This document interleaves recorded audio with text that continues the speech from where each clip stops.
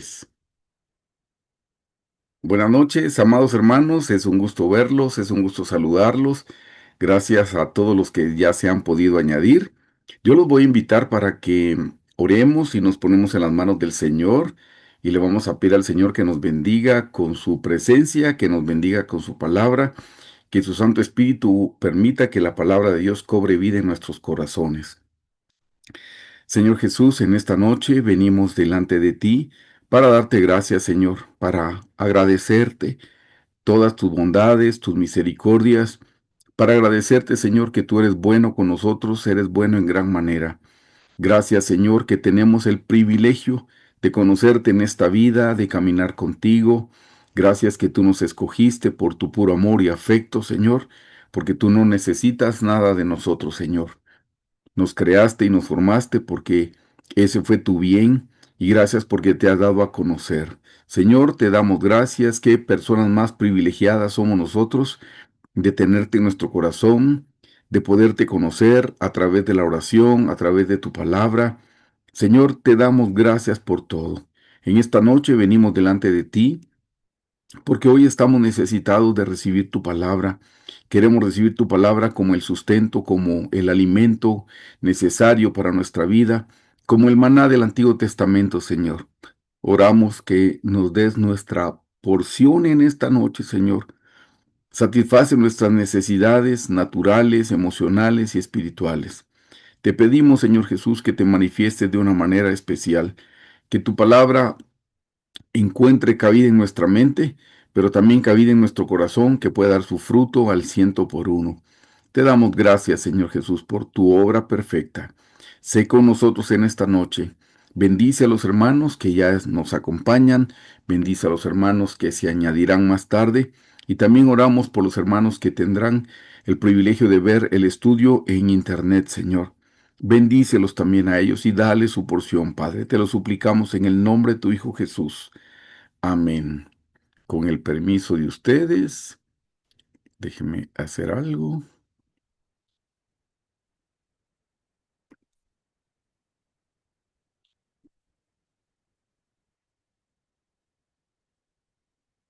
Y ya estamos casi listos. Solo una pequeña pruebita. Déjenme ver. Ah, sí, está bien. Siempre hago las pruebas. Y una cosita más. Ay, perdón. Déjenme ver.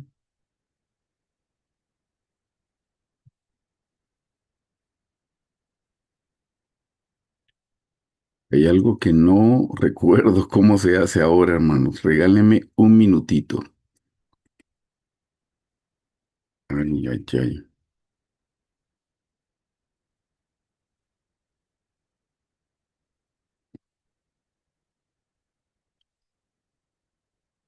Aquí estamos. Y estamos listos, hermanos. Perdón por el atraso. Algo no recordaba cómo hacerlo, pero estamos listos. Pues una vez más, bienvenidos, hermanos. Estamos estudiando este tema muy lindo, que es la vida del Señor Jesús en los cuatro evangelios. Y la noche de hoy nos corresponde estudiar la lección 12. Ya llevamos 12 lecciones. Y la lección de hoy, hermanos, es cuando el Señor Jesús convierte el agua en vino. Es una lección preciosa. Vamos a ver una enseñanza tanto para los matrimonios como para las personas que son solteras. En esta noche el estudio está basado únicamente de este libro. Otras veces ha estado basado en otros libros, pero esta noche en este. Y obviamente las enseñanzas que he recibido a través de nuestra amada iglesia, y así es que yo lo complementé con esto. Siempre les comparto aquí los códigos QR para las personas que todavía no pertenecen a las comunidades. Si se quisieran añadir, solo tienen que escanear los códigos. Y este es el enfoque, hermanos, para esta noche. Dios, Dios obra mejor y más abundantemente de lo que lograríamos por nuestra propia, ay, se me fue una N, perdón, por nuestra propia cuenta. Hermanos, nosotros tenemos dones, capacidades y habilidades de parte del Señor. Pero aún y con todo lo que tenemos de parte de Dios, Dios es el que obra mejor y más abundantemente de lo que nosotros podríamos hacer. Este es el versículo principal. Efesios 3:20 dice, y aquel que es poderoso para hacer todas las cosas mucho más abundantemente de lo que pedimos o entendemos, según el poder que actúa en nosotros. Aquí estamos comprobando con este versículo el enfoque, hermanos. En Efesios dice, y a aquel se refiere al Señor Jesús, y el Señor Jesús que es poderoso, dice, para hacer todas las cosas mucho más abundantemente de lo que pedimos o entendemos, según el poder que actúa en nosotros. Así es que con este enfoque y con este versículo empezamos con la enseñanza. Vamos a leer el pasaje de las bodas de Caná de Galilea de corrido y luego entramos en detalles. Dice en Juan 2:1, al tercer día se hicieron unas bodas en Caná de Galilea y estaba allí la madre de Jesús y fueron también invitados a las bodas Jesús y sus discípulos. Y faltando el vino, la madre de Jesús le dijo, no tienen vino. Jesús le dijo, ¿qué tienes conmigo, mujer? Aún no ha venido mi hora. Su madre dijo a los que servían, haced todo lo que os dijere. Y estaban allí 6 tinajas de piedra para agua conforme al rito de la purificación de los judíos, en cada una de las cuales cabían 2 o 3 cántaros. Jesús les dijo, llenad estas tinajas de agua, y las llenaron hasta arriba. Entonces les dijo, sacad ahora y llevadlo al maestresala, y se lo llevaron. Y cuando el maestresala probó el agua hecha vino, sin saber él de dónde era, aunque lo sabían los sirvientes que habían sacado el agua, llamó al esposo y le dijo, todo hombre sirve primero el buen vino, y cuando ya han bebido mucho, entonces el inferior. Mas tú has reservado el buen vino hasta ahora. Este principio de señales hizo Jesús en Cana de Galilea y manifestó su gloria, y sus discípulos creyeron en él. Después de esto descendieron a Capernaum, él, su madre, sus hermanos y sus discípulos, y estuvieron allí no muchos días. Esta es toda la historia, hermanos, de las bodas de Caná de Galilea. Van a ver cuánta riqueza espiritual vamos a poderle sacar, Dios mediante. Aquí les puse un mapita, hermanos. Este es el mapa de Palestina en los tiempos del Señor Jesús. Todo esto que vemos aquí, que le estoy haciendo yo el contorno, todo esto, hermanos, todo esto era el país donde estaban asentados en tiempos de Jesús. Y Galilea es esto que les estoy mostrando aquí. Esto es Galilea, hermanos. Y ahí había un pueblito que se llamaba Cana de Galilea.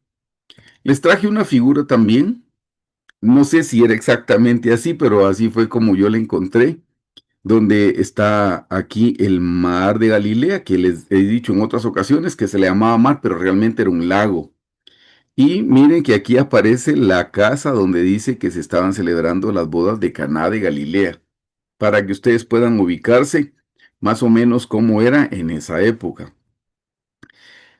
Empezamos analizando, estudiando poco a poco, y en Juan 2, del uno al 2 era realmente aquí. Dice, al tercer día se hicieron unas bodas de Caná de Galilea, y estaba allí la madre de Jesús, y fueron invitados a las bodas Jesús y sus discípulos. Una de las primeras cosas que yo quiero que noten, hermanos, es que Jesús no vivía una vida recluido en una sinagoga, y que no salía, que no compartía, todo lo contrario. El Señor Jesús llevaba una vida normal como la que nosotros podemos llevar también. Ven que aquí está asistiendo a una fiesta de bodas, está asistiendo a una ceremonia. A él lo invitaron y a sus discípulos también. Bueno, dice que había sido invitada la madre de Jesús, dice, María, y también fue invitado Jesús y sus discípulos. En esta parte es algo importante porque se recuerdan la semana pasada que estudiamos el propósito que Dios tenía para sus discípulos, sus apóstoles, era que fueran. Y hermanos, cuando nosotros vamos a estas actividades como estas es cuando vamos a tener la oportunidad de compartir. Y no siempre al compartir tenemos que abrir nuestra boca para predicarles. Muchas veces nosotros vamos a compartir con nuestro testimonio, con nuestro comportamiento. No estoy, con lo que les voy a decir ahora, yo no estoy fomentando que vayan a lugares como discotecas. No, eso no, hermanos, porque pues ese es un lugar dedicado al enemigo. No, no estoy diciendo eso. Estoy hablando en reuniones de tipo social, en reuniones familiares. Se los menciono porque hay muchas personas que cuando conocen al Señor, lo que hacen es se abstienen de asistir a un cumpleaños, de asistir a una celebración, porque su familia no es cristiana.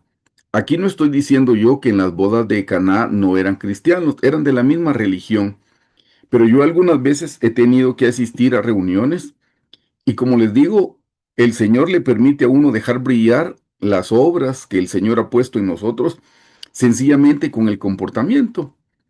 Hace muchísimos años, porque ya tengo ratos de que no me invitan a una reunión como la que les menciono, pero era una graduación de una persona que era cercana, un familiar cercano, y en la cena yo no esperaba que tuviera música del mundo, pero no nos fuimos. Lo que hicimos fue en la mesa donde estábamos, estaba mi esposa, mis hijos, estaban mis suegros, me recuerdo.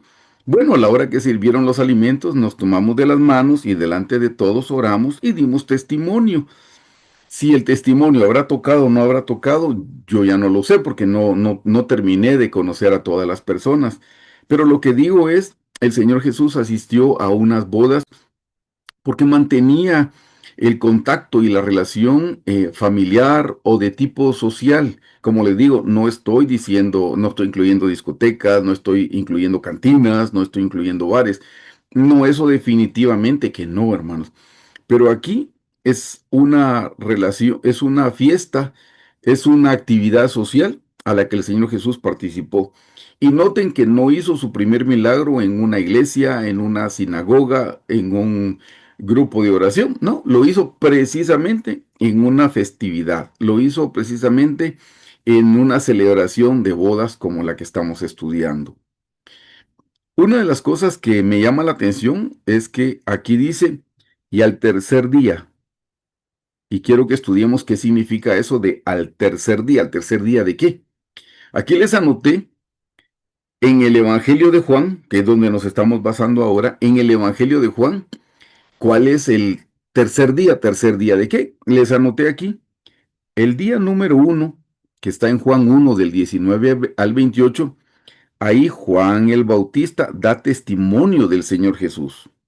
Habla de que no es digno desatarle la correa de su calzado, que vendrá el Cordero de Dios que quite el pecado del mundo. Eso fue, hermanos, en el día uno. En el día 2 que continúa, aquí terminamos en Juan 1:28 y aquí sigue Juan 1:29, dice, al día siguiente, Juan ve a Jesús al día siguiente. Y si ustedes leen esos pasajes, y dice, y al día siguiente, y al día siguiente, y al día siguiente. En el día 3 que está, ven que terminamos en el 34 y aquí y seguimos en el 35. El día 3 que está en Juan 1:35 dice, al día siguiente, Andrés y otro discípulo siguen a Jesús. El día 4 que sería, aquí terminamos en el 42 y aquí seguimos en el 43. En Juan 1:43 dice, al día siguiente, Jesús llama a Felipe y a Natanael. Ahí se terminaron, hermanos, los días. Y después del cuarto día dice, al tercer día. Regresamos. Y dice, al tercer día se hicieron unas bodas. Al tercer día.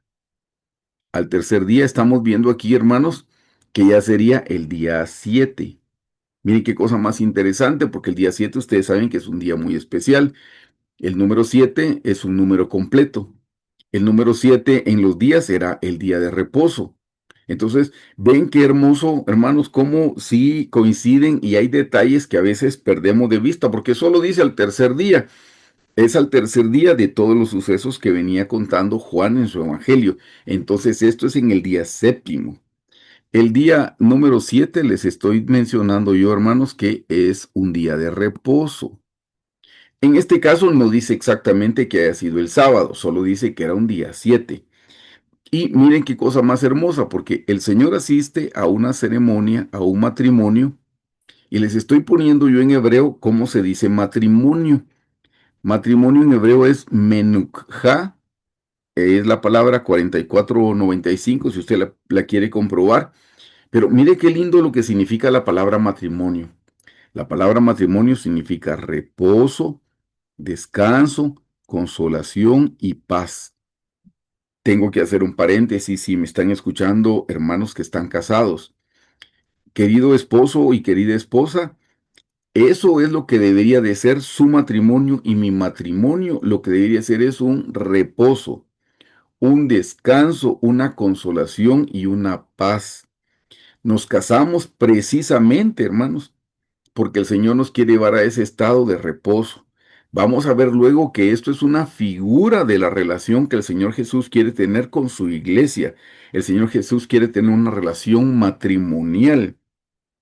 Por eso el primer milagro lo hizo precisamente en una ceremonia de bodas, precisamente. Pero tengo que decirles que la palabra matrimonio, hermanos, significa reposo, descanso, consolación y paz. Si en este momento usted y su esposo o usted y su esposa en su matrimonio no están teniendo el reposo, no están teniendo el descanso, no están teniendo la consolación y no están teniendo paz, tienen que buscar al Señor Jesús. Van a ver al final de este estudio cuál es el verdadero milagro que el Señor hace. Y el verdadero milagro lo hace en el hogar. Ahí es donde empieza el verdadero milagro. Pero de nuevo la palabra matrimonio significa reposo. Y hermanos, eso es lo que el Señor desea, que nuestros matrimonios sean un reposo. Si nuestros matrimonios son pleitos, contiendas, divisiones, es porque no estamos buscando al Señor. Hermanos, de los cónyuges, con uno de los cónyuges que se humille y que busque al Señor, y les prometo que Dios va a hacer un milagro. Con uno solo de los cónyuges que doble sus rodillas, que viva el cristianismo en su casa, con uno de los dos que busque al Señor, el Señor por amor a ese uno va a cambiar su matrimonio. Este es el mensaje para hoy. Si usted no está teniendo en su matrimonio ese reposo, tiene que buscar al Señor de una manera especial, de una manera diferente, porque eso es lo que para eso el Señor nos casó. Hermanos, les tengo que mencionar cuál es el secreto del matrimonio. Hermanos, uno no se casa para ser feliz. Es que tenemos que empezar qué es el matrimonio. Uno no se casa para ser feliz. Egoístamente, uno piensa que uno se casó para ser feliz. Yo no me casé para yo ser feliz, pero carnalmente así se entiende. Nosotros nos casamos, hermanos, para hacer feliz al cónyuge. El esposo, su trabajo no es ser feliz él, no, el trabajo del esposo es hacer feliz a su esposa. Y el trabajo de la esposa es hacer feliz a su esposo. Porque si yo egoístamente decido que quiero ser feliz y mi esposa egoístamente decide que ella quiere ser feliz, si yo quiero ser feliz y mi esposa quiere ser feliz, ninguno va a ser feliz porque todos vamos a estar demandando. Pero si yo vengo con la mentalidad que el Señor desea para nuestro matrimonio es que yo haga feliz a mi esposa y mi esposa viene con la mentalidad de hacerme feliz a mí, ambos vamos a ser felices porque yo voy a darle, hermanos, la palabra amor se puede decir que el sinónimo de amor es dar, hermanos. Entonces, nosotros nos casamos para dar, no para recibir. Si yo quiero recibir, mi esposa quiere recibir, ninguno va a recibir. Pero si yo le doy a mi esposa y mi esposa me da a mí, ambos vamos a recibir. Recuerdan que dice la Biblia que todo lo que el hombre siembra, eso cosecha. Entonces debemos aprender a sembrar en nuestro matrimonio.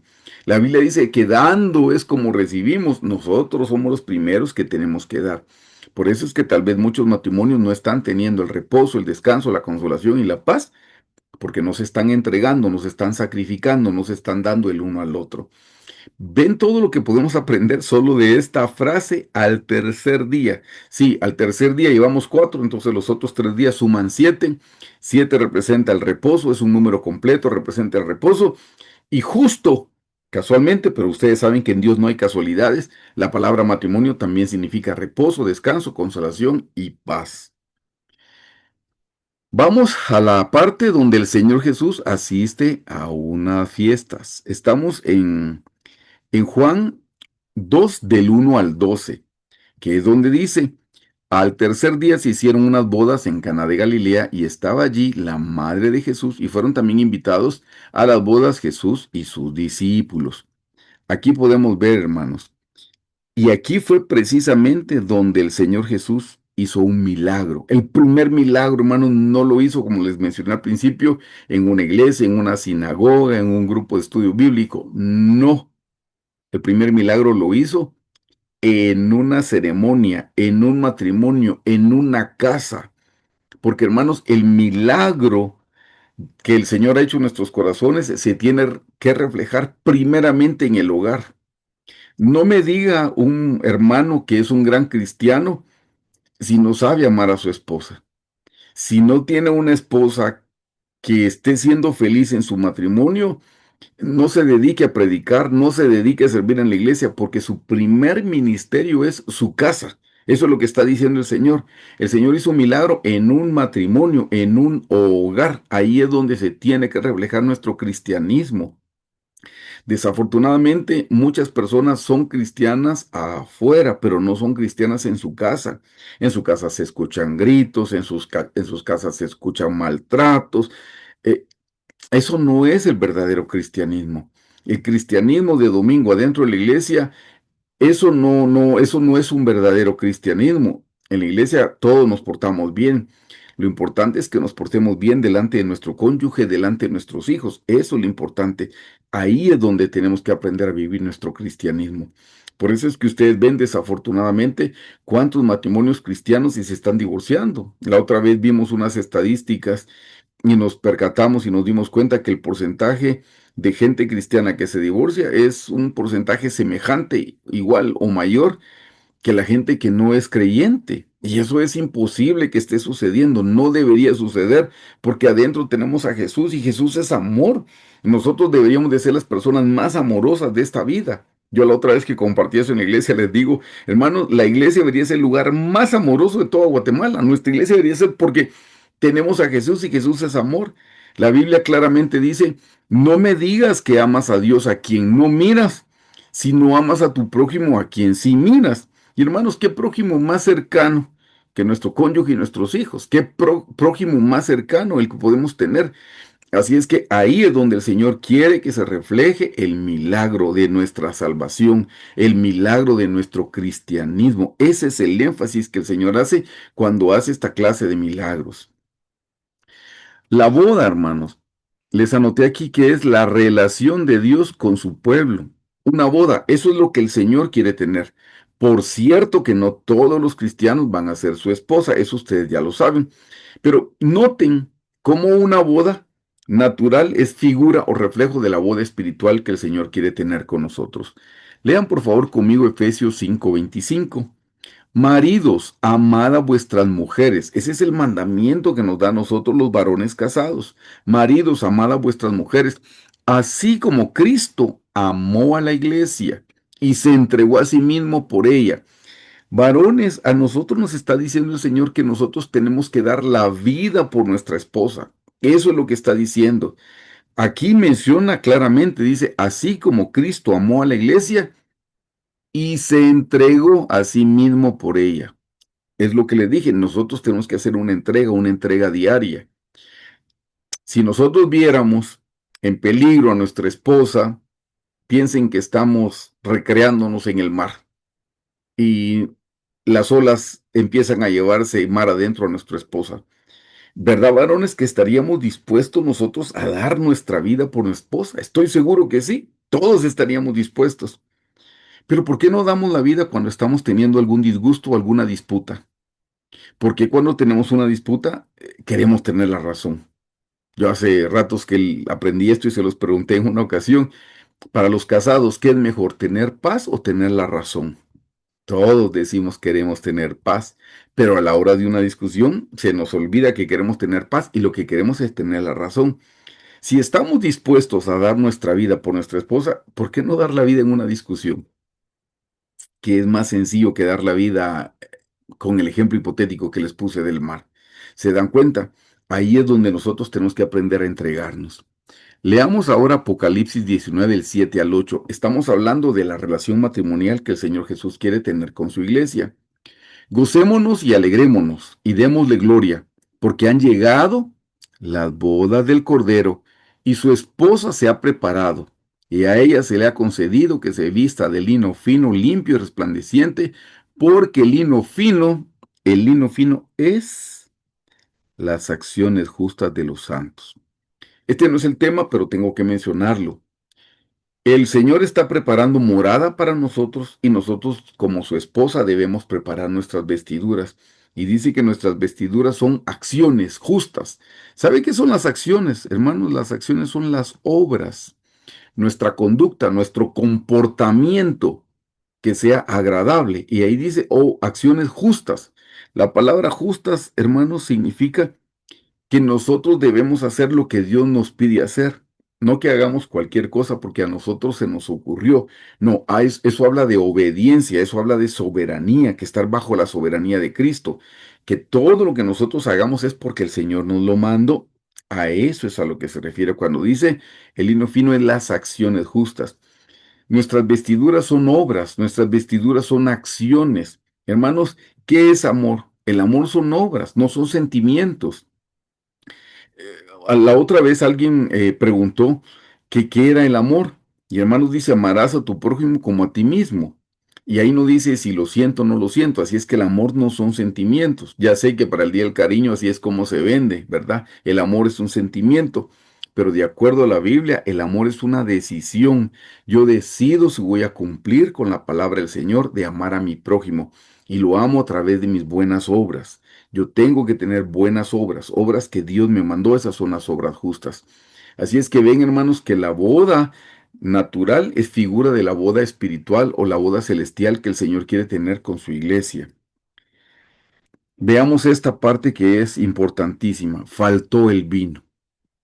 Dice en Juan 2:3, y faltando el vino, la madre de Jesús le dijo, no tienen vino. Hermanos, ¿cuál era el problema de que no tuvieran vino? Se los anoté aquí por si no tenemos el conocimiento del contexto bíblico. Es una vergüenza enorme para los novios. En la cultura judía, una boda duraba 7 días. El novio tenía que proveer comida y vino para todos los invitados. O sea, esas bodas me imagino que eran caras porque eran 7 días, hermanos. Si se acababa el vino, eso lo que significaba es no fuiste un buen anfitrión. Era una deshonra pública para toda la familia. O sea, ¿se imaginan que en una boda están empezando, una vida matrimonial, están empezando y se les acaba el vino? O sea, dicen, perdón, como diríamos en Guatemala, si así es la entrada, ¿cómo irá a ser la salida? No tuvo para sostenerla en la fiesta, se imaginan más adelante. Y esto es algo que la gente hablaría de eso por muchos años. Así es que sí era una vergüenza, era una deshonra que en la fiesta se hubieran quedado sin vino. No dice a los cuántos días iban cuando se les acabó el vino, pero generalmente una boda duraba 7 días, que mal cálculo, falta de dinero, etcétera, etcétera, etcétera. ¿Qué significa eso? Hay algo aquí que debemos aclarar que es importante, porque vamos en Juan 2, versículo 3, y necesito que veamos Juan 2, versículo 4 y 5. Ahí tenemos que ver ahorita. Vamos en el orden como está escrito en la Biblia. Entonces nos estamos pasando de cuando dice le faltó el vino, del versículo 3 nos vamos al versículo 4. Y Jesús le dijo, hay 3 cosas que debemos aclarar, se las puse en corchete y con sombreado rojo para que usted lo note. Son 3 cosas que debemos aclarar. Este es el momento para hacerlo. En Juan 2, 4, 5 dice, Jesús le dijo, ¿qué tienes conmigo, mujer? Aún no ha venido mi hora. Su madre dijo a los que servían, haced todo lo que os dijere. Aquí hay un aspecto que debemos aclarar. En breve se lo digo en la siguiente diapositiva. Leamos Juan 2 del 11 al 12. Este es el segundo aspecto que tenemos que aclarar. Este principio de señales hizo Jesús en Caná de Galilea y manifestó su gloria y sus discípulos creyeron en él. Después de esto descendieron a Capernaum, él, su madre, y aquí viene el tercer aspecto que debemos aclarar. Él, su madre, sus hermanos y sus discípulos y estuvieron allí no muchos días. Quiero que noten lo sombreado es lo que debemos aclarar. Número uno, aclaramos esta conversación que tiene el Señor Jesús con su madre, con María, que le dice, ¿qué tienes conmigo, mujer? El punto dos es que dice, este fue el principio de señales. Esto es importante, hermano. Y el punto tres dice que descendieron con sus hermanos. Son tres puntos que debemos aclarar. Número uno, de acuerdo a la conversación que están teniendo acá en Juan 2:4, que ella le dice a él que haga algo al respecto.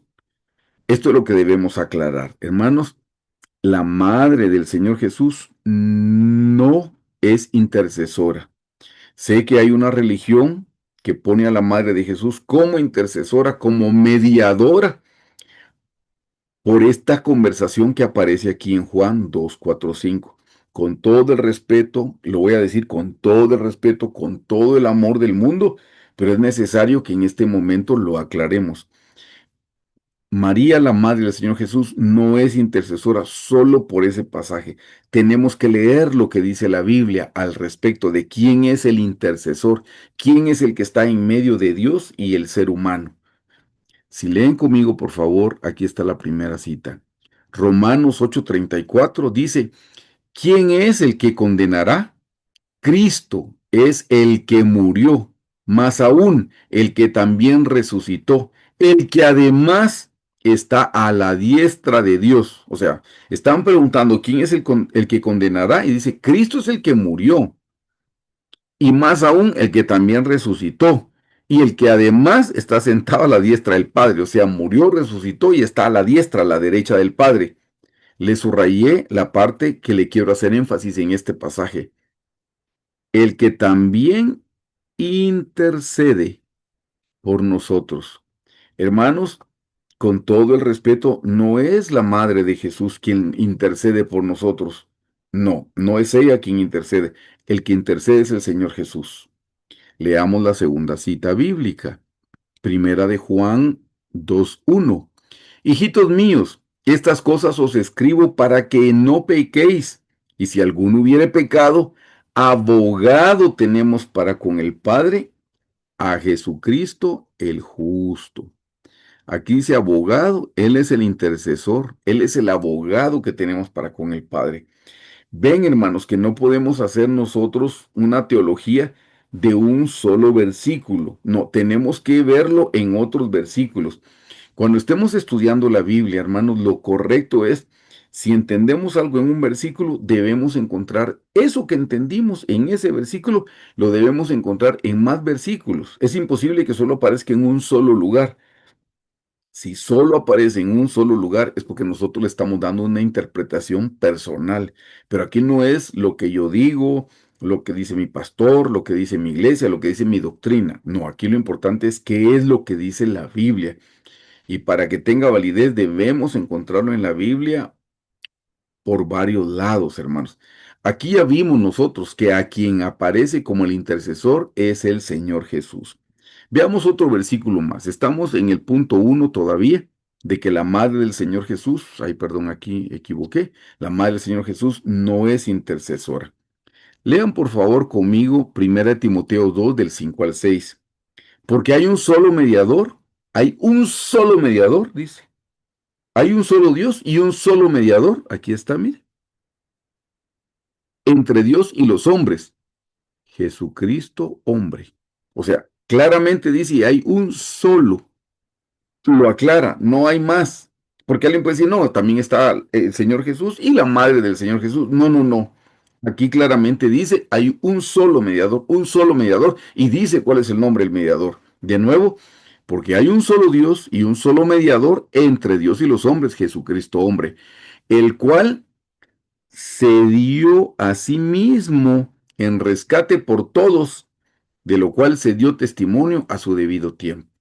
Porque Él es el único, porque Él fue el único que dio su vida.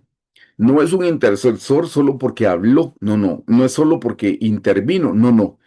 Él es nuestro mediador, es el intercesor, porque Él dio su vida. Por eso Él es el único intercesor. Si leemos Romanos 8:26, todavía vamos a ver algo especial. Y de igual manera el Espíritu, y está con mayúscula, entonces es el Espíritu Santo. Y de igual manera el Espíritu nos ayuda en nuestra debilidad, pues que hemos de pedir como conviene, no lo sabemos.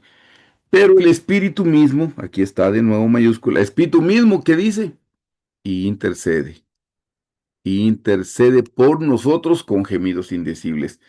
Hermanos, el único que puede interceder es el Señor Jesús. Él es el único, porque Él dio su vida. Ahora, cuando habla del Espíritu Santo, dice que Él intercede es cuando estamos orando. Pero ven, en ningún pasaje más se menciona que la madre del Señor Jesús haya sido una intercesora. Eso es lo que se entiende aquí, pero como les digo yo, esa es una interpretación personal y lo importante es qué dice la Biblia, no qué digo yo o qué entiendo yo.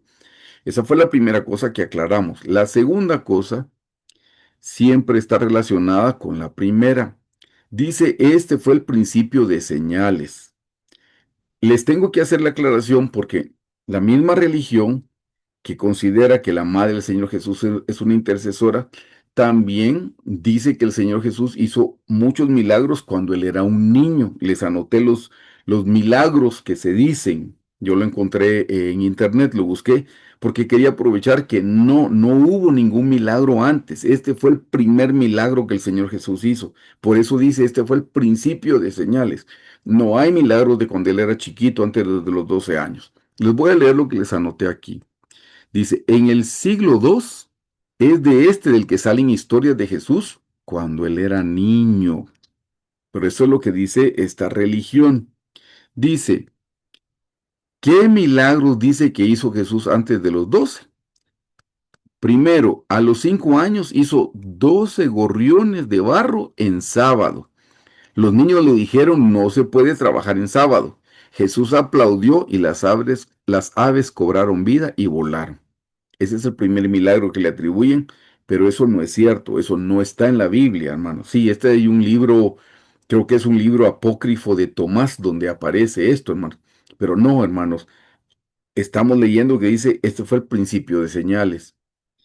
Este es el segundo milagro que le atribuyen, que maldecía y sanaba, que un niño empujó al Señor Jesús y Jesús lo secó. O sea, un niño lo empujó y Jesús lo tocó y lo secó. Otro niño murió por eso. Luego lo resucitaba cuando José le regañaba. Eso está en ese evangelio apócrifo. No, eso no puede ser de esa manera. Eso contradice la naturaleza del Señor Jesús. Y no es cierto porque dice, este fue el principio de señales. 3. El maestro que no pudo enseñarle. Dice, un maestro quiso enseñarle el alfabeto y Jesús le recitó todo el alfabeto al revés y le explicó el significado místico de cada letra. Y el maestro se asustó. No, eso tampoco no es cierto. Y el cuarto milagro que le atribuyen son las curaciones. Sanó a un niño que se cortó con un hacha, alargó una viga para que José pudiera trabajar. Eso, nada de eso aparece en la Biblia, hermanos. Son libros apócrifos o es un evangelio. Se los estoy mencionando porque aquí dice, en este, perdón, sí, en esta parte donde dice que fue el principio de señales. Ese fue el primer milagro que hizo el Señor Jesús. No hizo otros milagros antes de cuando él era un niño. Necesitaba aclarar eso. Y 3, que en algún momento creo que le hemos tocado, la madre del Señor Jesús sí tuvo más hijos. Por eso es que lo vemos aquí donde dice, este es lo que estamos estudiando, mire, donde dice que descendieron a Capernaum, él, su madre y sus hermanos. ¿Qué significa eso de sus hermanos? Aquí les anoto unas citas bíblicas para que les puedan servir a ustedes. Mateo 1, 24, 25 dice, y despertando José del sueño, hizo como el ángel del Señor le había mandado y recibió a su mujer. Ese es el momento cuando José no quería recibir a María y pensó en dejarla secretamente porque se enteró que ella estaba esperando un bebé y no estaba casada todavía con él. Estaban desposados, eso ya lo estudiamos antes. Entonces el Señor le habló en sueños a él para que la recibiera. Entonces por eso dice en el 24, y despertando José del sueño, hizo como el ángel del Señor le había mandado y recibió a su mujer. Noten el 25. pero no la conoció, dice. La palabra conocer, usted sabe que tiene la connotación de tipo sexual. Conocer significa tener relaciones sexuales, relaciones íntimas. Por eso en Génesis dice, Adán conoció a Eva y concibió y dio a luz a Caín. Adán conoció a Eva y concibió y dio a luz a Abel. Ese conocer no es como el conocer nuestro latino. Hola, ¿cómo está? Mucho gusto en conocerlo. No, no es conocer de hola, no. Este es conocer de tener una intimidad. Entonces, aquí en el versículo 25 dice, pero no la conoció. ¿Cómo no la conoció? Si fuera el conocer guatemalteco, ¿cómo no la conoció si ya estaba comprometido con ella? Entonces se refiere al otro conocer, al conocer bíblico. Pero no la conoció hasta. ¿Qué significa la palabra hasta? Hasta que dio a luz a su hijo primogénito, dijo. Primogénito es el primero. Hasta que dio primogénito. Si hubiera sido el único, le hubiera dicho unigénito. De Dios, cuando se refiere a Jesús, el Hijo de Dios, se le llama el unigénito de Dios, el único engendrado, el único en su género, el único. Cuando está hablando de Jesús, el hombre relacionado con María, es el primogénito, es el primero, pero no es el único. Aquí lo puede ver usted. Por eso dice, pero no la conoció hasta que dio a luz a su hijo primogénito. Hasta es, sí la conoció, solo que no la conoció en el momento de haber estado esperando al Señor Jesús. No, después del alumbramiento, entonces sí la conoció y le puso por nombre Jesús. Leamos la segunda cita bíblica. Juan 7:3 dice, y le dijeron sus hermanos, aquí note, y le hablaron sus hermanos, sal de aquí y vete a Judea para que también tus discípulos vean las obras que hacen. Yo sé que uno podría pensar, ay, le dijeron los hermanos, los hermanitos de la iglesia. No, no se refiere a los hermanos de la iglesia, porque nótelo. Y le dijeron sus hermanos, sal de aquí y vete a Judea. En ese momento los hermanos no creían en el Señor Jesús. Por eso le están diciendo, sal de aquí y vete a Judea. No podían ser sus discípulos porque sus discípulos sí creían en él. Aquí de nuevo dice, y le dijeron sus hermanos, sal de aquí y vete a Judea para que también tus discípulos vean las obras que haces. Veamos la tercera cita bíblica. Lucas 8, 19, 20. Entonces su madre y sus hermanos vinieron a él, pero no podían llegar hasta él por causa de la multitud. Y se le avisó diciendo, tu madre y tus hermanos están fuera y quieren verte. Llegó María con sus otros hijos a ver al Señor Jesús, y aquí es donde se da este pasaje. Si leemos el cuarto pasaje, esto es ya cuando el Señor Jesús murió en el libro de los Hechos 1:14. Dice, todos estos perseveraban unánimes en oración y ruego con las mujeres y con María, aclara porque había otra María, María la madre de Jesús y con sus hermanos. Aquí después de la muerte y resurrección, entonces sus hermanos creyeron porque dice, estos perseveraban unánimes. Ahí sí aparecen los hermanos del Señor Jesús. Entonces, el tercer aspecto que quería que notaran, hermanos, es que son tres cosas que se debían aclarar. María no es la intercesora de acuerdo a la palabra del Señor. Lo estoy diciendo con el mayor respeto porque no quiero ofender a nadie. Pero si la palabra del Señor lo dice, es mi responsabilidad mencionarlo. Dos, no hubo otros milagros antes de este, ni cuando el Señor Jesús era un niño. Este es el principio de milagros. Y el tercero es que el Señor Jesús sí tenía hermanos. Habiendo dicho eso, entonces continuemos. Hermanos, aquí tienen que ver unas tinajas que existían que eran para la purificación. Juan 2:6, estamos continuando, dice, y estaban allí, nótenlo, luego lo vamos a ver, 6 tinajas de piedra para agua, conforme al rito de la purificación de los judíos, en cada una de las cuales cabían 2 o 3 cántaros. Les estoy explicando aquí al lado derecho para qué las tinajas de purificación. ¿Por qué tinajas de purificación? Noten esto que es bien importante. Según la ley, eran para lavarse, no para tomar. Según la ley, estas tinajas eran para sacar agua, para lavarse las manos y los pies. No, sigamos leyendo. Dice, Esas tinajas grandes de piedra se usaban para que los judíos se lavaran las manos, los pies y los utensilios antes de comer. Era parte de la pureza ritual. Hasta el día de hoy se lavan y se super hiper mega lavan. Y hay que ser higiénicos, hay que ser limpios, hermanos. Pero lo hacen por una pureza ritual. Entonces dice, o sea que esas tinajas contenía agua para limpiar lo de afuera. Hermanos, quiero que noten esto. El Señor está cumpliendo con la ley. Vean lo que dice aquí. Jesús manda llenar estas tinajas de agua y luego las convierte en vino. Aquí dice, está haciendo tres cosas. ¿Qué tres cosas está haciendo, hermanos, el Señor Jesús con esto? Inciso A, está cumpliendo con la ley. Usa lo que ya está establecido, ¿verdad? Porque el milagro lo hizo de acuerdo a un ritual de la ley. Está cumpliendo con la ley. Inciso B, perdón, sobrepasa la ley con su gracia. Cumplió con la ley, que fue llenar los cántaros de piedra con agua, pero lo convirtió. Aquí dice, sobrepasa la ley con su gracia. El agua de limpieza se vuelve vino de gozo y de celebración. Hermanos, así es para nosotros nuestra salvación. Nuestra salvación es por gracia y trae gozo y trae celebración a nuestra vida. Nosotros no somos salvos porque estemos cumpliendo con los rituales del Antiguo Testamento. Nosotros no somos salvos porque estemos cumpliendo con la ley. Somos salvos por gracia, dice la Biblia, y eso no de vosotros, sino que es un don de parte de Dios. Inciso C, señala un cambio, y eso es importante que lo noten. Ya no más rituales externos, ahora son experiencias internas de una vida nueva. Hermanos, los rituales externos no nos sirven de nada. Lo que sirve es que tengamos nosotros una experiencia, una relación con el Señor Jesucristo. Ahora nosotros lo que tenemos que hacer es tener una relación íntima de amor con el Señor. No son los rituales los que nos salvan, no son los rituales los que nos dan el crecimiento.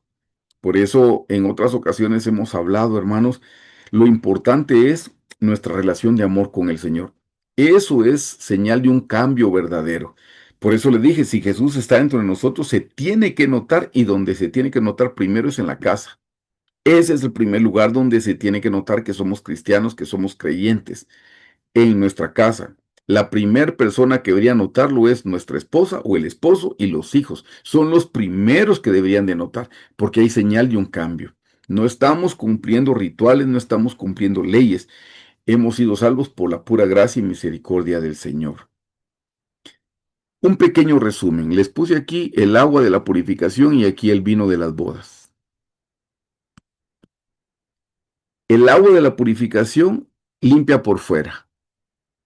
El vino de las bodas, ay, perdón, estoy poniendo el número que no es. El vino de las bodas alegra por dentro. Dos, es del antiguo pacto. El vino es del nuevo pacto. El agua se acaba rápido. Esta sobró y era mejor. Cuatro, era para cumplir una norma. Y cuatro de este lado es para celebrar una relación. Es una relación de bodas. Para eso era. El vino era para el festejo de los novios, de los recién casados. Eso es para celebrar una relación. Se dan cuenta que el agua de la purificación era para cumplir la ley, pero nadie puede cumplir la ley. El vino es para celebrar que tenemos una relación y ahora teniendo a Jesús adentro, ahora sí podemos cumplir con sus leyes y sus mandamientos porque Jesús es quien nos capacita y nos habilita. Por cierto que eso es un proceso, no lo cumplimos el día de hoy, el día que recién recibimos a Jesús. Es un proceso en el cual nosotros nos vamos despojando de nosotros mismos y nos vamos vistiendo del nuevo hombre que es el Señor Jesucristo. Esta es una pregunta que me han hecho muchísimas veces. ¿Qué tipo de vino era el de las bodas de Caná de Galilea? Y aquí nos vamos a detener un poco, con su permiso. Esa es una pregunta importantísima, hermanos, y yo consideré necesario incluirla. Esto no está en el material del libro. Quiero que noten, hermanos amados, que hay dos tipos de vino. Hay dos tipos de vino que aparecen en la Biblia. Tanto en el hebreo como en el griego significan lo mismo. Vamos al primero. Al primer vino se llama Yayin, en hebreo, Yayin. Significa Vino fermentado, intoxicación o embriaguez. Usted la puede buscar, yo le dejé ahí el número de la palabra. Es la H, es hebreo, H3196. Eso es Antiguo Testamento. Eso es en el hebreo. Esa es la primera palabra. En griego, hermanos, estamos siempre en el vino número uno. En griego es oinos. Dice que viene del hebreo 3196. Usted lo puede buscar, que es precisamente este. ¿Qué significa oinos? Vino fermentado. Ese es el primer vino que aparece. Estudiemos el segundo. En hebreo, hermanos, la palabra ya no es yayin, es tirosh. Y la palabra tirosh significa mosto, jugo fresco de uvas. Y entre paréntesis dice como acabado de exprimir. Si lo notan, no son exactamente iguales estos dos vinos.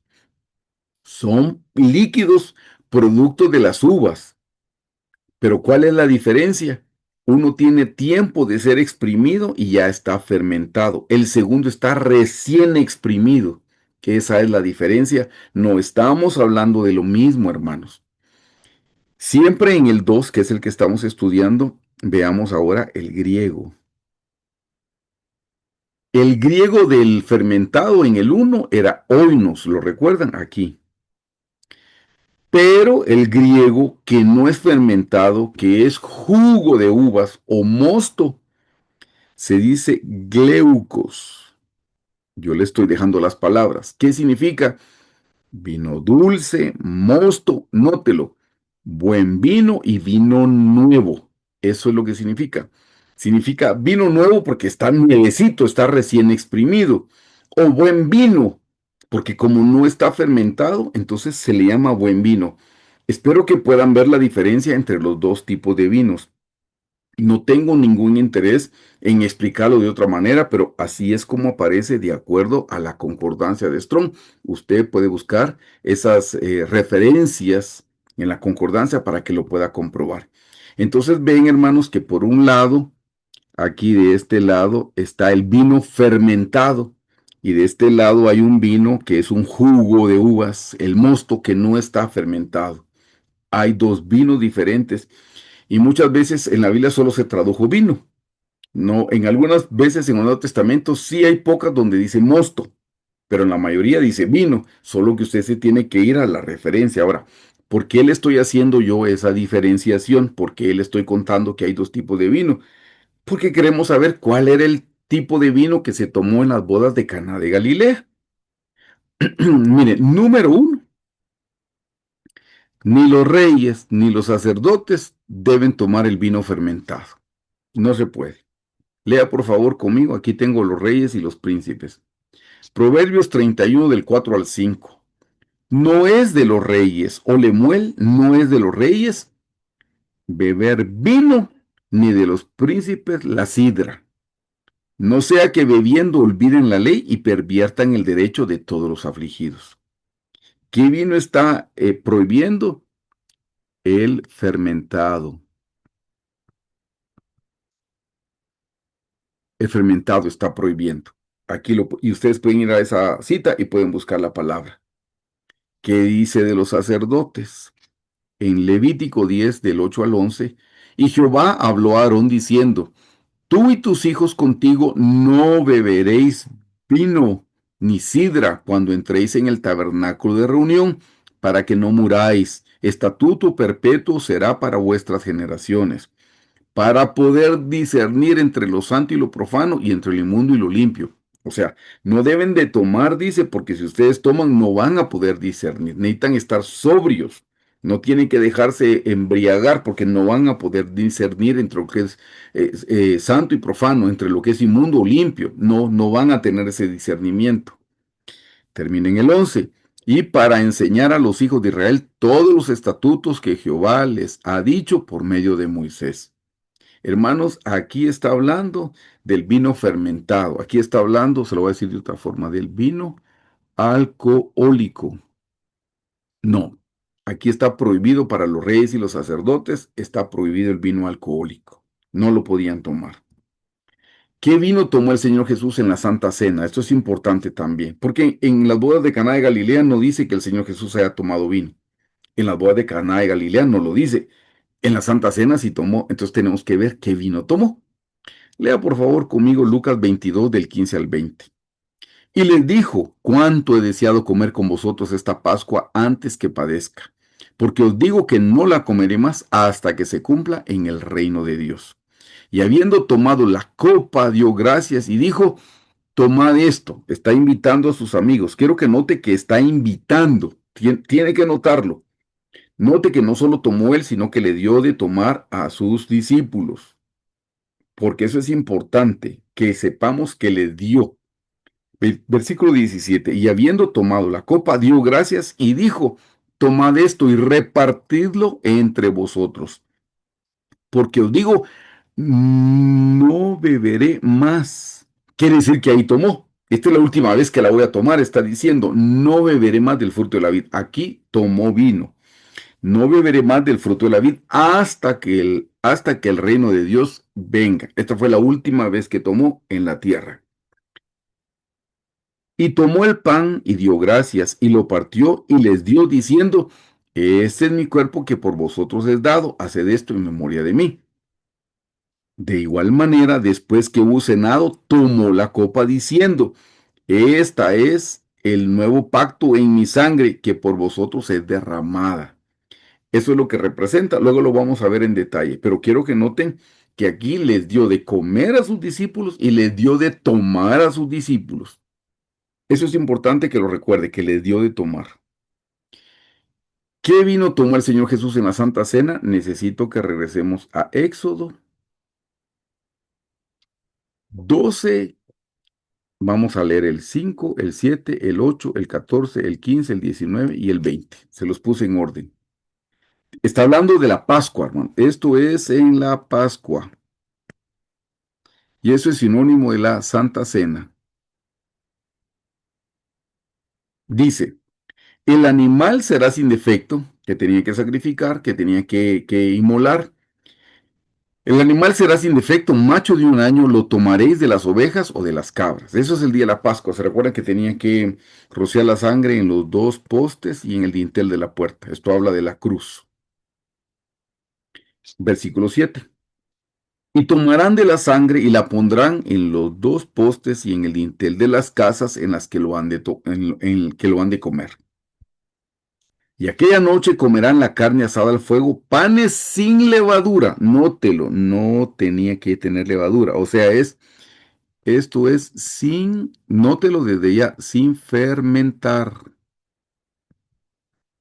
No pueden comer nada fermentado en la Pascua, sin fermentar, sin levadura. De nuevo, y aquella noche comerán la carne asada al fuego y panes sin levadura, con hierbas amargas lo comerán. Y este día os será en memoria y lo celebraréis como fiesta solemne para Jehová durante vuestras generaciones por estatuto perpetuo. Perpetuo es siempre. El Señor Jesús lo tenía que cumplir. Por estatuto perpetuo lo celebraréis. 7 días comeréis panes sin levadura, y así el primer día haréis que no haya levadura en vuestras casas. Es que mire, ni siquiera se comían el pan sin levadura, ni en la casa podían tener levadura. No, tenían que buscar y rebuscar que no hubiera, porque eso representa la contaminación que podía haber en el hogar. Por eso tenían que sacar la levadura. De nuevo dice, 7 días comeréis panes sin levadura, y así el primer día haréis que no haya levadura en vuestras casas, porque cualquiera que comiere leudado desde el primer día hasta el séptimo será cortado de Israel. O sea, no pueden comer nada leudado. De nuevo, no pueden comer nada fermentado. Versículo 19.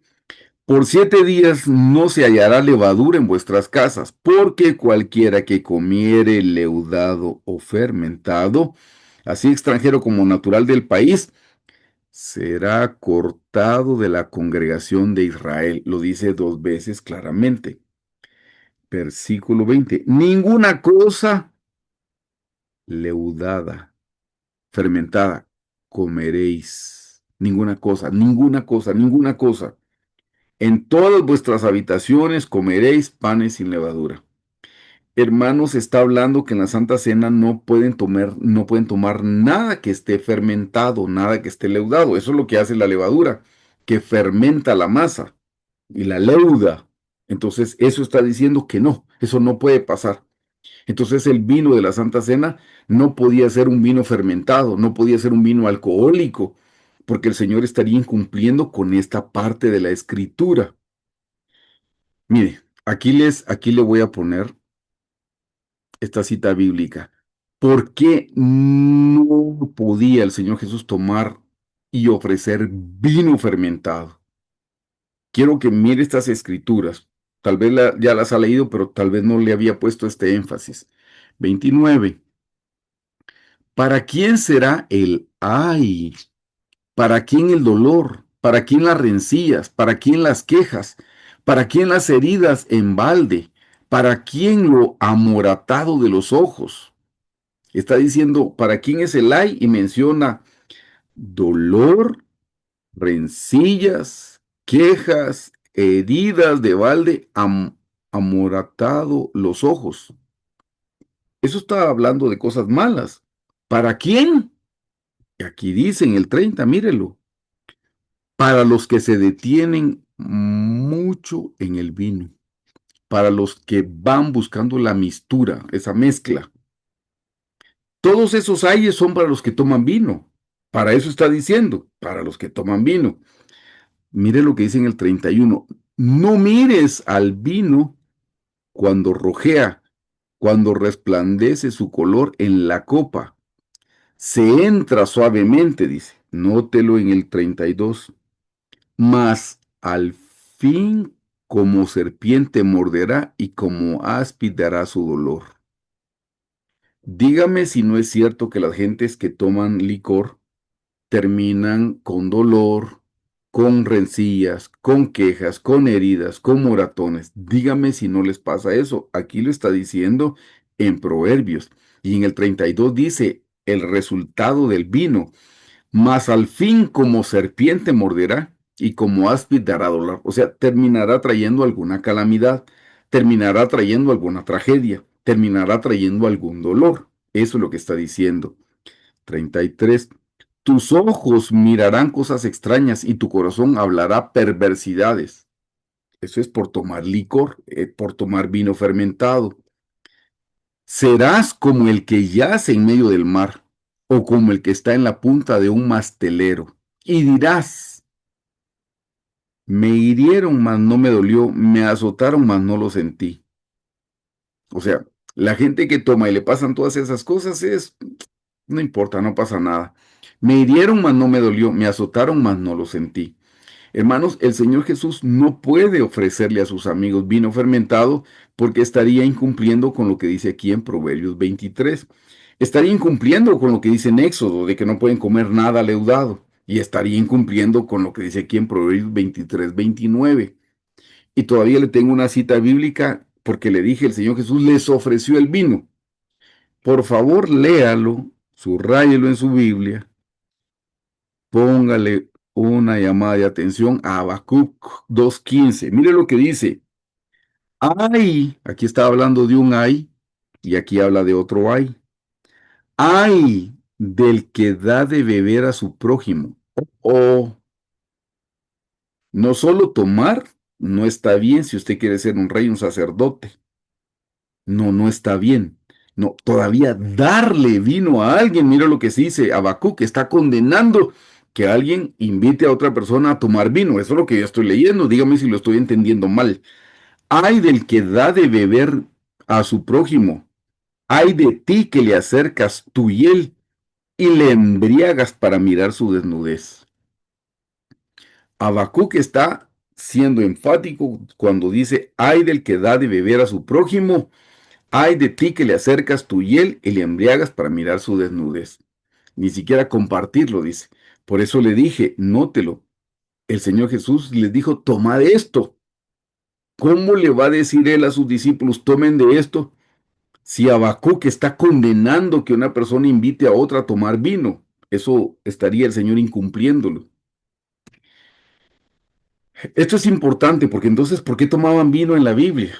Mire pues, ¿qué clase de vino le recomendó Pablo a Timoteo que debía tomar? Pablo le recomienda a Timoteo que debe tomar vino. Se lo tengo que poner para que usted pueda encontrar el balance. En 1 Timoteo 5:23 dice, mire lo que le dice Pablo, ya no bebas agua, le dice. Y es que muchas personas me han recitado este versículo y dicen, miren, si a Pablo le dijo a Timoteo que no esté tomando agua pura, que no sabe nada, ya no bebas agua, sino usa un poco de vino. Mire lo que dice, un poco de vino por causa de tu estómago y de tus frecuentes enfermedades. O sea, hay personas que creen que el vino tiene poderes curativos, porque Pablo le está diciendo a Timoteo, ya no bebas agua, sino usa un poco de vino por causa de tu estómago y de tus frecuentes enfermedades. Entonces yo he oído a esas personas que me dicen, mire, hasta poderes curativos tiene el vino para el estómago. Por favor, lea lo que le anoté aquí, se lo dejé escrito para que le quede, no solo que lo recuerde que se lo mencioné. Cuando un médico, dice, perdón, cualquier médico honesto le va a decir que el vino con alcohol no cura enfermedades y que no es bueno para el estómago, porque al contrario, irrita la mucosa gástrica y provoca cirrosis. Pablo no le pudo recomendar a Timoteo un vino alcohólico. No, alcohólico no, porque eso no le va a curar el estómago. En la época en la que Pablo le está recomendando a Timoteo que no tome agua es porque en esa época, hermanos, en nuestra época, en nuestro país, nuestra agua tiene que venir clorada, nuestra agua tiene que venir tratada. Por eso es que usted ve que hace años que se puso de moda tomar agua embotellada, precisamente porque nuestras aguas no son saludables, vienen contaminadas. Ahora que tenemos la ciencia como ha avanzado, ¿se imagina en la época de Pablo con Timoteo? Las aguas estaban súper, hiper, mega contaminadas.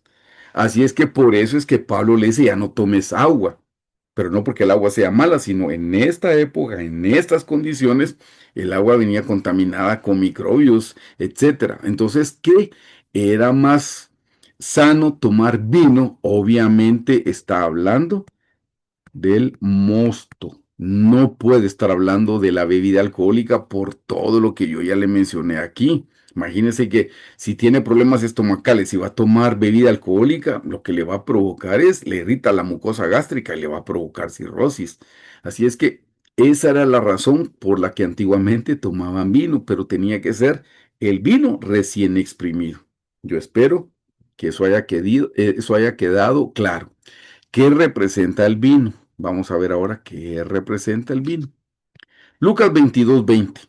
De igual manera, después que hubo cenado, tomó la copa diciendo, esta copa es el nuevo pacto en mi sangre, que por vosotros es derramada, se derrama. Así es que, hermanos, por un lado representa la sangre del Señor Jesús. Aquí lo dice claramente y por el color rojizo representa la sangre. Esto es lo primero que representa. El Salmo 104:15 dice, y el vino que alegra el corazón del hombre, el aceite que hace brillar el rostro. ¿Qué segunda cosa representa? Hermanos, representa el gozo. Eso representa el vino. Por un lado la sangre del Señor Jesús y por el otro lado representa el gozo.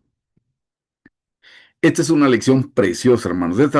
Si usted no ha estado en una boda, que lo hayan predicado, aquí le voy a dar la prédica de una boda, hermanos. Esta es una lección preciosa y este es el milagro para el día de hoy. Este es el milagro para nosotros. Esta es una lección para los matrimonios. Juan 2 del 9 al 10. Cuando el maestresala probó el agua hecha vino, sin saber él de dónde era, aunque lo sabían los sirvientes que habían sacado el agua, llamó al esposo. Note esto, esto es lo importante de esta lección. Y le dijo, todo hombre sirve primero el buen vino. ¿Cuál cree que es el buen vino? El buen vino es el mosto. Primero sirven el buen vino. Y cuando ya han bebido mucho, entonces el inferior. ¿Cuál cree que es el inferior? Es el fermentado. En nuestra época es más caro un vino fermentado que puede tener 10 años, 15 años, dependiendo. Es más caro un fermentado que un vino recién exprimido. En esta época no. En esta época era al revés. Ve que las cosas cambian. En esta época era al revés. Por eso al fermentado le llaman el inferior. No era por el sabor, sino porque estaba fermentado. De nuevo regresemos al 10. Y le dijo, todo hombre sirve primero el buen vino, y cuando ya han bebido mucho, entonces el inferior. Mas tú has reservado el buen vino hasta ahora. Miren, hermanos, podemos decir para los matrimonios, vamos a decir que el vino es, hermanos, el amor conyugal. Hermanos, el vino es el amor conyugal. Miren qué enseñanza más preciosa. El primer milagro lo hizo el Señor Jesús en un matrimonio, en un hogar, en una casa, por todo lo que yo ya le expliqué. Pero esto es la lección importante para los matrimonios. Matrimonios, esposas que me escuchan, esposos que me están escuchando, dejen que Jesús sea el centro de sus vidas individuales y que Jesús sea el centro de sus matrimonios. Si dejan que Jesús sea el centro de sus matrimonios, su amor conyugal cada vez va a ser mejor y mejor. Se casaron amando a su esposa, a su esposo, pero hoy 5 años, 10 años, 20 años, 30 años después, van a amar a su cónyuge mucho más que al principio, porque cada vez están sirviendo el mejor vino, el mejor amor conyugal, y cada vez es mejor, y cada vez es mejor, y cada vez es mejor. Ese es el milagro para el día de hoy cuando el Señor convierte el agua en vino, que el amor conyugal en los matrimonios aumente. Quiero que note algo aquí. En el versículo 10 dice, y le dijo, todo hombre sirve primero el buen vino, y cuando ya han bebido mucho, entonces el inferior, todo hombre. La costumbre para la gente que no es cristiana, ¿cuál es? Que en la época del noviazgo se dan la mejor atención, la mejor educación, el mejor trato, los mejores modales. Ajá. Y cuando ya se casaron, ya, que se aguante. Total, ya estamos casados. No, al principio, cuando él la iba a visitar a ella, siempre lo recibía con refresco, con algún snack, con algo. Ay, que están casados, un sticker en el microondas, ahí está tu comida si querés calentarla. Ajá, eso es ahora, al principio era diferente. Ay, el hombre al principio, la sombrita, y si tenía vehículo, le abre la puerta para que pase, esas atenciones. Ajá, ahora ya, que se abra la puerta sola. No, esa es la costumbre del mundo y esa es la costumbre que el Señor viene a cambiar. Cuando Cristo gobierna a los matrimonios en lo individual, al esposo gobierna a la esposa y gobierna el hogar, entonces el amor siempre va a ser más y más y más. Y hoy usted 30 años después puede decir, yo a mi esposa la amo más de cuando me casé. Me casé amándola, pero ahora la amo muchísimo más. Porque ahora, como dice aquí, mas tú has reservado el buen vino hasta ahora. Siempre fue mejor y mejor y mejor y mejor y mejor. Esa es una lección preciosísima que debemos aprender los matrimonios. Hagamos que Jesús sea el centro de nuestra vida y el centro de nuestro hogar. Le leo lo que dice en Eclesiastés 4:12. Mire lo que dice. Uno solo puede ser vencido, pero dos pueden resistir. Cordón de 3 dobleces no se rompe fácilmente. Cordón de 3 dobleces no se rompe fácilmente. Aquí está el hombre que es un doblez, la mujer que es otro doblez y Jesús que es el tercer doblez. Por eso ese cordón de tres dobleces, o sea, si le doy tres pasadas, eso que dice no se rompe fácilmente. ¿Por qué hay matrimonios cristianos que se divorcian? Porque nunca dejaron que Jesús gobernara sus corazones, nunca dejaron que Jesús gobernara sus matrimonios. Ninguno fue humilde de doblar sus rodillas para pedir perdón. Hermanos, en los matrimonios siempre van a haber diferencias y van a salir ofensas, pero la Biblia dice que el ofensor pida perdón y el ofendido perdone. Eso es todo lo que tenemos que hacer. Hoy me toca perdonar a mí como esposo. Mañana le tocará a mi esposa perdonar. Así es la relación matrimonial.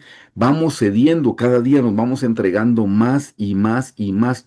Ese es el primer milagro. Hermanos, qué lindo saber que el Señor Jesús convirtió el agua en vino. Pero Dios quiere hacer un milagro en nuestros matrimonios el día de hoy. Y el milagro mayor que quiere hacer es que nuestro vino cada vez sea mejor y mejor y mejor.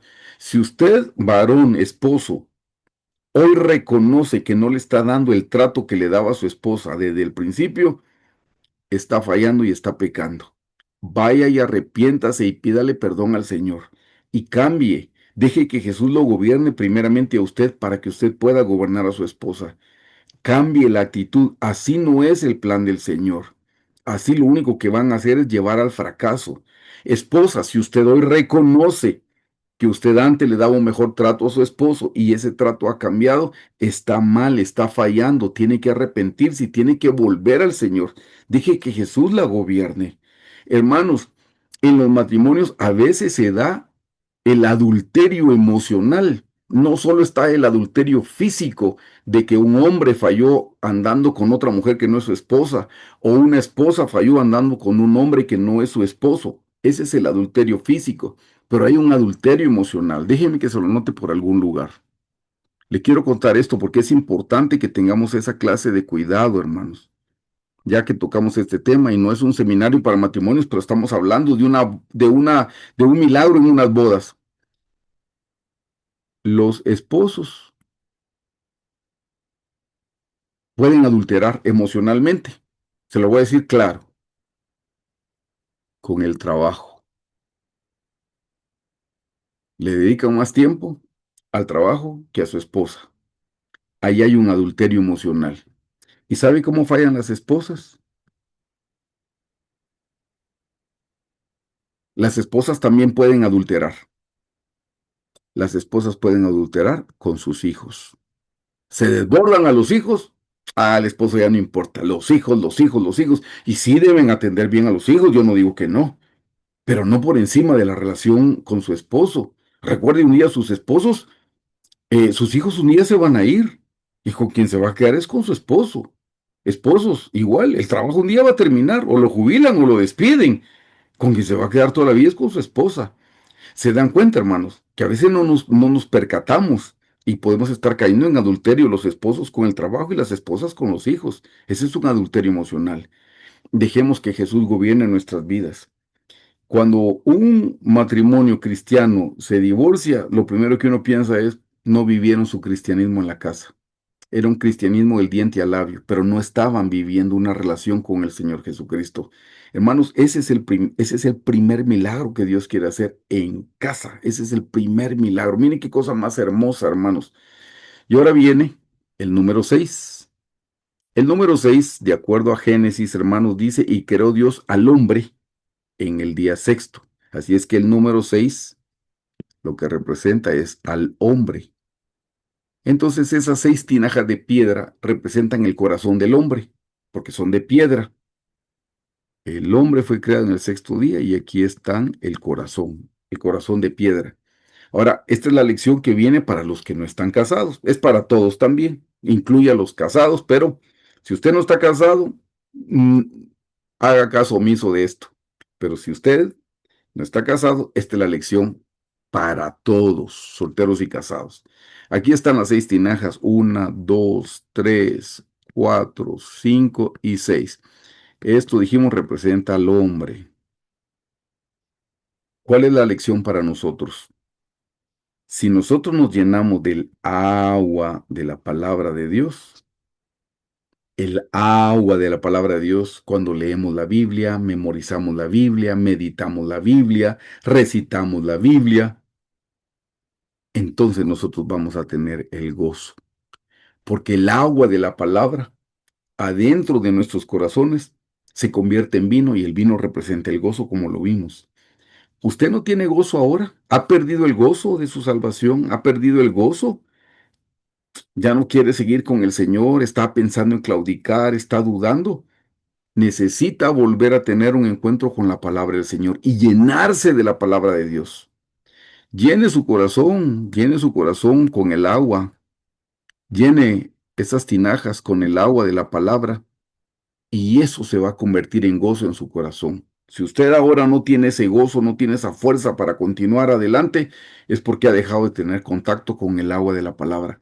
Llénese de la palabra, lea la palabra del Señor y esa es la palabra que adentro de su corazón se va a convertir en gozo. Esta es la lección para todos, solteros y casados también. Y con esto vamos a finalizar. Las aguas de la palabra de Dios. Lea por favor conmigo el Salmo 1 del 1 al 3.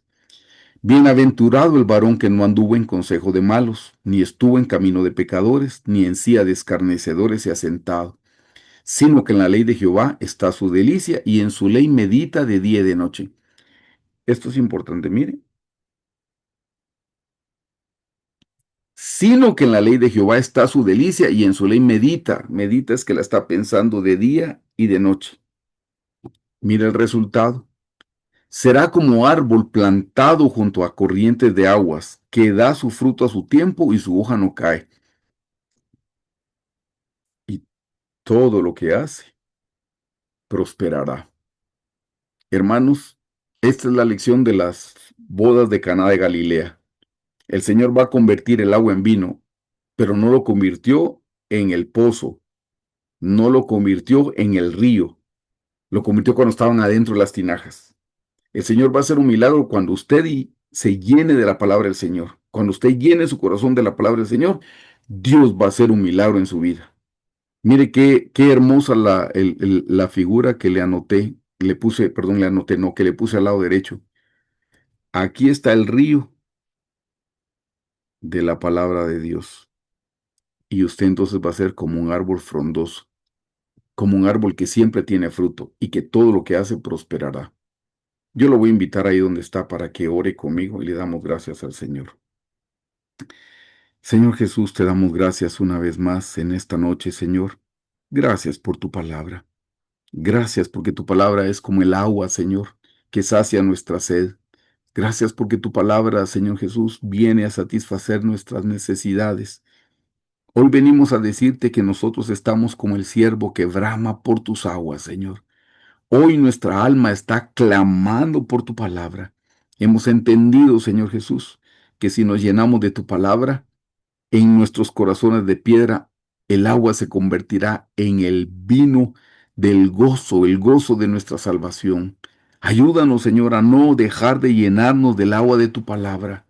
Ayúdanos, Señor, a tener contacto con tu palabra a diario, Señor, en el nombre de Jesús te lo pedimos. Ayúdanos a beber de tus aguas cada día, Señor, cada día, cada día, cada día beber de tus aguas. Inúndanos con tus aguas, Señor. Que tus aguas salten para gozo, Señor, salten en nuestro corazón como una fuente viva, Señor. En el nombre de Jesús te lo pedimos.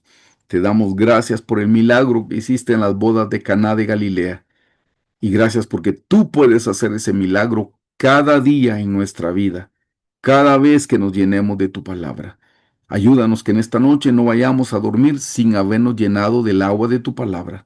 Padre, te lo suplicamos, te lo pedimos, Señor, en el nombre de tu Hijo Jesús. Sé propicio a nosotros, Señor, santificado sea tu nombre. Gracias, Señor Jesús. Amén.